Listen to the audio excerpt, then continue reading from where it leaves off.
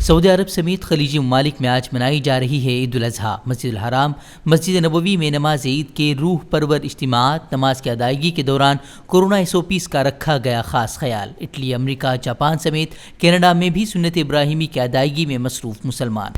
حجاج اکرام کی آج مینا روانگی۔ قربانی کے بعد آج حجاج اکرام سر منڈوا کر احرام کی حالت سے آئیں گے باہر۔ طواف زیارت کے بعد حجاج مینا میں گزاریں گے رات۔ بھٹکل سمیت پورے ہندوستان میں کل منائی جائے گی عید الاضحیٰ۔ گائے نسل کے ذبیحے پر قانون کے بعد منڈیوں میں صرف فروخت ہو رہے ہیں بکرے۔ کورونا کی موجودہ صورتحال کی وجہ سے پہلے جیسی رونقیں نہیں۔ کرناٹکا میں PUC سال دوم کے نتائج کا آج شام 4:30 بجے کیا جائے گا اعلان۔ PUC بورڈ کے ویب سائٹ پر دیکھے جا سکیں گے نتائج۔ وزیر تعلیم بولے، گریڈ کے بجائے بورڈ کا طلباء کو نمبرات دینے کا فیصلہ۔ بھٹکل میں مجلس اصلاح و تنظیم کی کوششوں سے NRIs کے لیے منعقد ہوا خصوصی ویکسینیشن کیمپ۔ ویکسین کی دوسری ڈوز کے لیے رجسٹریشن کرانے والے 311 افراد کو لگوایا گیا ٹیکہ۔ ویکسین کی دوسری ڈوز نہیں ملنے سے NRIs کو خلیجی ممالک میں سفر میں پیش آ رہی تھی مشکلات۔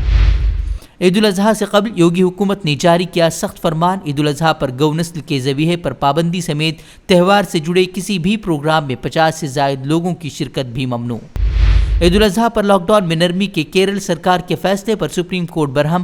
کہا، ایسے حالات میں پابندیوں میں نرمی خوفناک، نرمی پر روک نہیں، لیکن کورونا کے معاملات بڑھے تو پھر کارروائی کی۔ سپریم کورٹ نے کہی بات۔ عید الاضحیٰ کے پیش نظر کیرل حکومت نے دکانوں کو صبح 7 سے شام 8 تک کھلے رکھنے کی دی ہے اجازت۔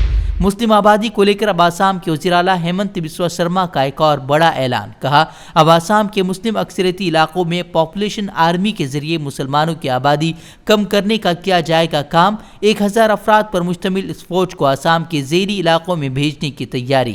آسام میں نئے آبادی کنٹرول قانون کی تجویزات پر عوام میں غم و غصے کی لہر۔ آج بھی پارلیمنٹ کے دونوں ایوانوں میں ہنگامے دار شروعات۔ لوک سبھا میں پیگاسس جاسوسی معاملے کو لے کر اپوزیشن کا ہلہ بول، دونوں ایوانوں کی کارروائی ملتوی۔ کسانوں کے مسائل، بڑھتی مہنگائی کے مدعے ایک بار پھر ہوئے غائب۔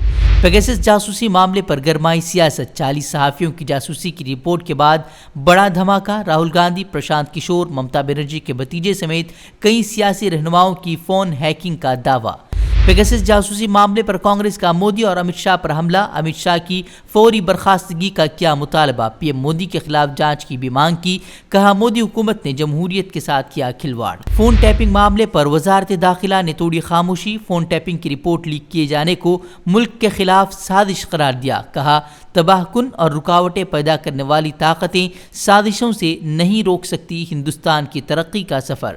سیکیورٹی میں اضافے کے مقصد سے خود پر عسکریت پسندوں کے حملے کا دعویٰ کرنے والے جموں کشمیر کے 2 BJP لیڈران گرفتار۔ پولیس کے مطابق اپنے ہی محافظوں کے ذریعے ہوائی فائرنگ کر ملیٹنٹ حملے کا کر رہے تھے دعویٰ۔ UP میں کانوڑ یاترا کو اجازت دینے کے یوگی سرکار کے فیصلے پر سپریم کورٹ نے لگائی از خود روک۔ عدالت نے کہا، عوامی زندگی کو براہ راست متاثر کرنے والی کسی بھی سرگرمی کو نہیں دی جائے گی اجازت۔